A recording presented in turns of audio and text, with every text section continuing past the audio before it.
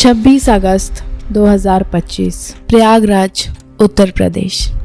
प्रयागराज के करेली का रहने वाला एक 17 साल का लड़का रोज की तरह सुबह उठता है, स्कूल जाने की तैयारी करता है, यूनिफॉर्म पहनता है, अपना बैग लेता है और घर के दरवाजे पर खड़ा होकर अपनी माँ का इंतज़ार करता है। माँ जल्दी जल्दी उसका टिफ़िन और बॉटल पैक कर लाती है ताकि बेटे को स्कूल के लिए देर ना हो जाए। 17 साल का वो मासूम अपनी माँ के हाथ से टिफ़िन और बॉटल लेकर अपने बैग में भरता है और फिर माँ को बाय कर स्कूल के लिए निकल जाता है, इस बात से बिल्कुल अनजान कि वो माँ अपने बेटे को आखिरी बार देख रही थी। Hello everyone and welcome to the grey side. और अगर आप यहाँ तक आ ही गए हैं then please like and subscribe to this channel. तो आज की हमारी ये कहानी कुछ अलग ही होने वाली है। ये एक ऐसा केस है जिससे 21st सेंचुरी में बिलीव कर पाना बहुत ही मुश्किल है। पर्सनली जब मैंने इस केस के बारे में पहली बार सुना I was completely shocked. It was very difficult for me to believe कि 2025 में कोई ऐसा कैसे कर सकता है। ये कहानी है तंत्र मंत्र की, काले साहिब पे यकीन की, एक ऐसे अंधविश्वास की जिसने एक परिवार के सपनों को ख़त्म कर दिया। 11th स्टैंडर्ड में पढ़ने वाले एक मासूम की ज़िंदगी छीन ली और उसकी बलि दे दी। This is the case that will make you believe how fucked a person could be in his head to blindly follow the medieval practices in the 21st century. This is the shocking case of human sacrifice of Piyush Singh. 17 साल का पीयूष सिंह प्रयागराज के सरस्वती विद्या मंदिर में class 11th का student था। पढ़ने में होनहार, अपनी माँ की आंखों का तारा। पीयूष रोज सुबह करीब 8:30 बजे तक स्कूल के लिए निकल जाता था और 2:30 बजे छुट्टी होने के बाद 3 बजे तक घर वापस आ जाता था। पीयूष के घर वाले काफ़ी सीधे साधे लोग थे। कुछ सालों पहले ही उनकी फादर की डेथ हो गई थी और अब घर में बस पीयूष की माँ कामिनी देवी और उनके 3 बेटे थे, जिनमें पीयूष सबसे छोटा था। पिता की मौत के बाद इनकी ज़िंदगी धीरे धीरे संभल ही रही थी कि 26 अगस्त का वो मनहूस दिन आ जाता है। उस दिन पीयूष रोज़ के वक्त पे ही सुबह 8:30 बजे अपनी माँ को बाय कर स्कूल के लिए निकल जाता है और करीब 2:30 बजे उसकी स्कूल की छुट्टी के बाद 3:30 बजे तक भी वो घर नहीं लौटता है। परिवार वाले थोड़ी देर और इंतज़ार करने के बाद परेशान होकर पीयूष के स्कूल पहुंचते हैं, जहां उन्हें ये पता चलता है कि पीयूष तो सुबह से स्कूल पहुंचा ही नहीं। ये जानकर पीयूष के परिवार वालों को किसी अनहोनी का डर सताने लगता है और वो लोग फौरन ही करेली पुलिस स्टेशन पहुंचकर पीयूष की मिसिंग पर्सन्स रिपोर्ट लिखवाते हैं, जिसके बाद पुलिस तुरंत ही एक्शन में आ जाती है। पुलिस पीयूष के घर से स्कूल तक के इलाके में आसपास के लोगों से, पड़ोसियों से, रिश्तेदारों से और उसके फ्रेंड से भी पूछताछ करती हैं, जिनसे उन्हें कोई भी क्लू नहीं मिलता। चूँकि ये एक नाबालिग बच्चे के गायब होने का केस था, इसलिए police worked along with the special operations group to find out where the child was. और इसी बीच इलाके के सारे दुकानों और घरों के सीसीटीवी फुटेजेस भी निकाले जाते हैं और उनमें से कुछ फुटेजेस में ये देखा जा सकता था कि पीयूष शांति से अपने स्कूल जा रहा है और उसके एक्शन से ये बिल्कुल भी नहीं लग रहा था कि वो खुद कहीं भागा हो। And by looking at the footages before he went missing, police was sure that he was kidnapped. अब तक इस मासूम के गायब होने की खबर पूरे प्रयागराज में फैल चुकी थी और सारे पुलिस स्टेशंस को भी इन्फॉर्म कर दिया गया था। उस बीच 26 अगस्त के दिन ही पीयूष के घर से करीब 10 किलोमीटर दूर नैनी इंडस्ट्रियल एरिया में पुलिस को एक आदमी की लाश मिलती है। उस बॉडी को साड़ी में लपेटा गया था और ऊपर से ऐसा लग रहा था कि उस बॉडी का सर और हाथ पैर नहीं है। और पुलिस जब उस साड़ी को खोलकर देखती है, what they saw sent chills down the spine. ऊपर से जो अंदाज़ा लगाया गया था उसकी सच्चाई सामने से वही थी। उस लाश के हाथ, पैर और सर काट दिए गए थे और साड़ी में बस एक धड़ पड़ा था। इसके बाद डॉग स्क्वाड को बुलाया जाता है और आसपास एक बड़ा सर्च ऑपरेशन चलता है ताकि बाकी बॉडी पार्ट्स मिल सके और लाश की पहचान की जा सके। But police was left with no clue.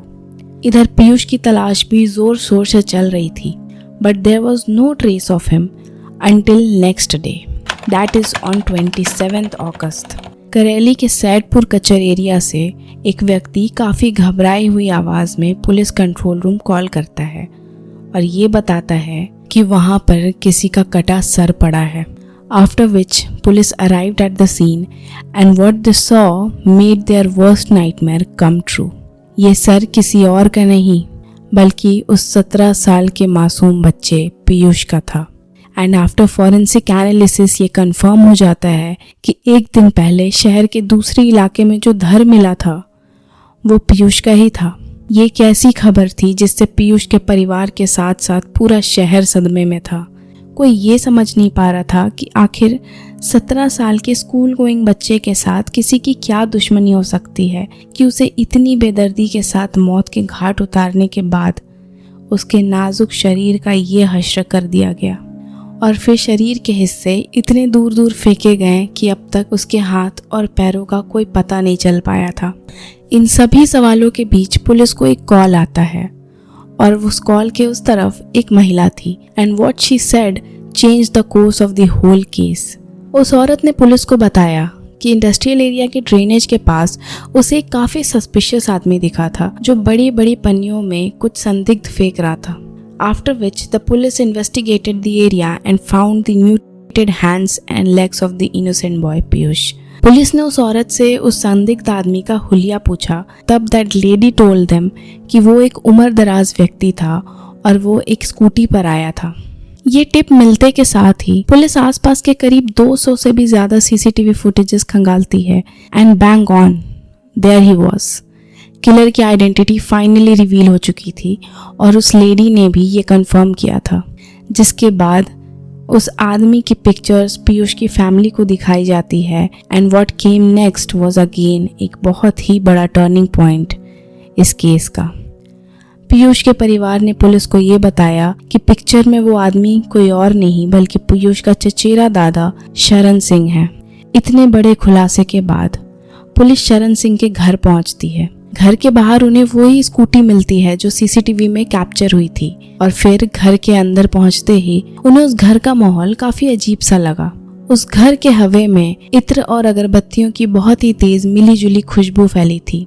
तभी शरण सिंह भी घर पर ही मिल जाते हैं और वहीं से शरण सिंह को भी अरेस्ट करके पुलिस की एक टीम क्वेश्चनिंग के लिए अपने साथ स्टेशन ले जाती है और कुछ ऑफिसर्स वहीं रुककर घर की तलाशी लेने लगते हैं. उन्हें सारे कमरों से अलग एक कमरे में काली माँ की मूर्ति नजर आती है जिसके आसपास पूजा की काफी सामग्री पड़ी थी. दूर से वो कमरा घर का पूजा रूम लग रहा था. फिर एक ऑफिसर उस कमरे के अंदर जाते हैं और उन्हें वहां बाकी घर के मुताबिक इत्र की काफी तेज खुशबू आ रही थी और वहां कई सारी धूप बत्तियों को भी जलाया गया था. घर के उस पूजा रूम में चीजें सस्पिशियस कम और अजीब ज्यादा थी. जिस कमरे से लोगों को पॉजिटिव एनर्जी आनी चाहिए थी इस घर में वही कमरा और उस कमरे से आने वाली इत्र की तेज खुशबू एक काफी ईरी फीलिंग दे रही थी.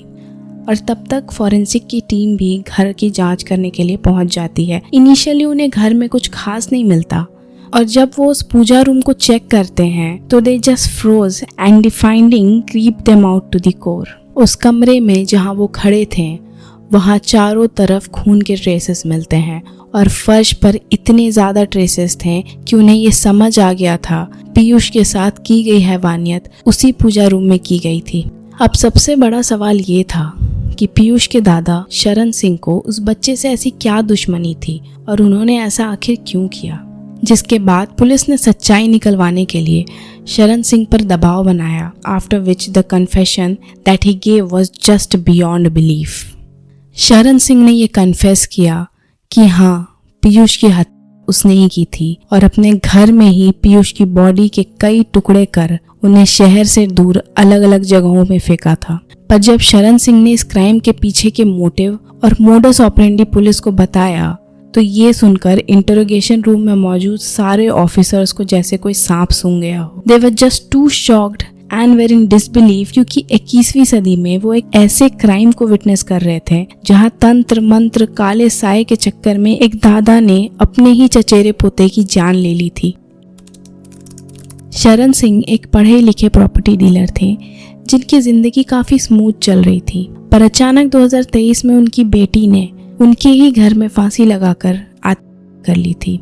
शरण सिंह अब तक उस सदमे से उभरे भी नहीं थे कि अचानक उनके बेटे ने भी 2024 में यमुना पुल से कूदकर अपनी जान दे दी। पिछले 2 सालों में 2 बच्चों को खोने वाले शरण सिंह को अब ये लगने लगा था कि उनके घर पर किसी काले साए की छाया है, जिसकी वजह से पिछले 2 सालों में उन्होंने अपने दोनों बच्चों को खो दिया। शरण सिंह पहले ही काफी टूटे हुए थे और अब इस साए की चिंता उन्हें और खोखला कर रही थी and he wanted to get rid of it.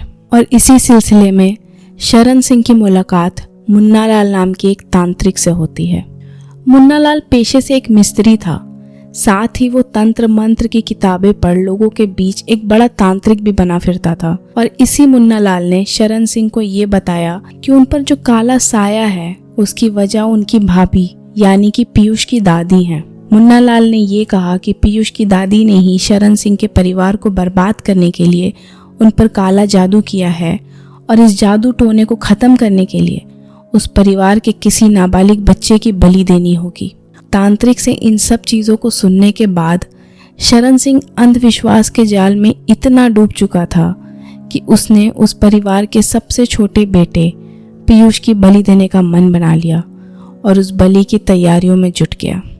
इस बलि के लिए शरण सिंह ने घटना से 1 महीने पहले ही एक चॉपर और एक आरी खरीद कर रख ली और पीयूष से रेगुलर बेसिस पे मिलने लगा ताकि उसका रूटीन ऑब्जर्व कर सके और उसका भरोसा जीत सके। एंड इवेंचुअली 26 अगस्त का वो श्रापित दिन आ जाता है जब पीयूष घर से स्कूल जाने के लिए निकलता है और कुछ ही दूर उसे मौत के रूप में शरण सिंह मिल जाता है। शरण सिंह पीयूष से कहता है कि उसके घर पर एक छोटा सा काम है और बस कुछ देर के लिए ही उसे उसकी हेल्प की ज़रूरत है। और घर के अंदर पहुंचते ही शरण सिंह अपने ही पोते के सिर पर एक ईंट से तेज हमला करता है जिससे कि पीयूष बेहोश हो जाता है, जिसके बाद एक तकिए से पीयूष का मुंह दबाकर उसे मौत के घाट उतार दिया जाता है। पर यह दरिंदगी यहीं नहीं थमी।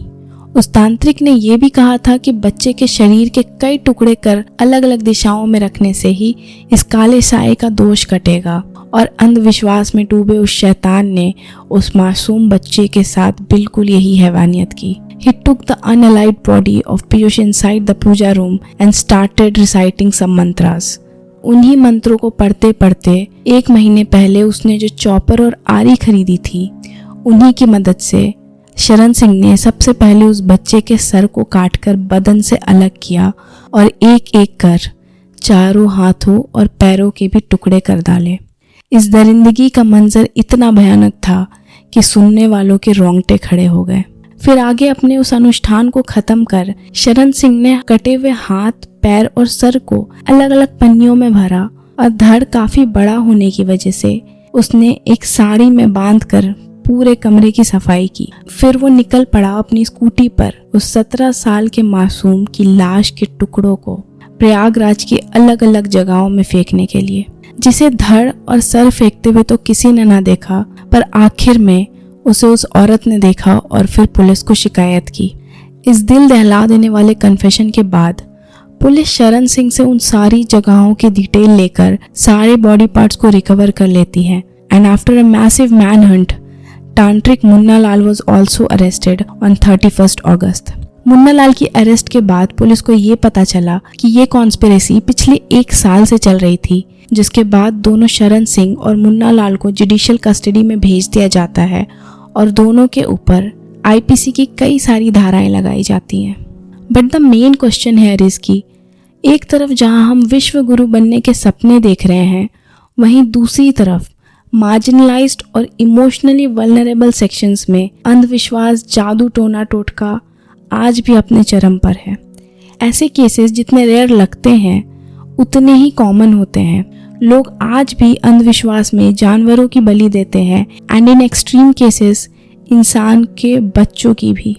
And to stop this we need to develop scientific temperament among us, ताकि ऐसे 2% के तांत्रिक और बाबाओं पे हम अंधा भरोसा ना करें एंड शरण सिंह जैसे और लोग हमारे बीच ना पैदा हुए जिन्हें वक्त रहते थेरेपी लेनी चाहिए थी, पर उन्होंने अंधविश्वास का रास्ता चुना और एक मासूम होनहार बच्चे पीयूष की ज़िंदगी छीन ली और उसके पूरे परिवार को बर्बाद कर दिया।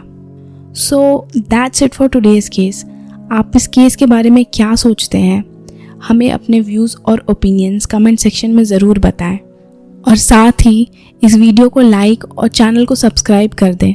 तो मिलते हैं अगली वीडियो में, तब तक के लिए अलविदा और मुझे पूरा सुनने के लिए धन्यवाद।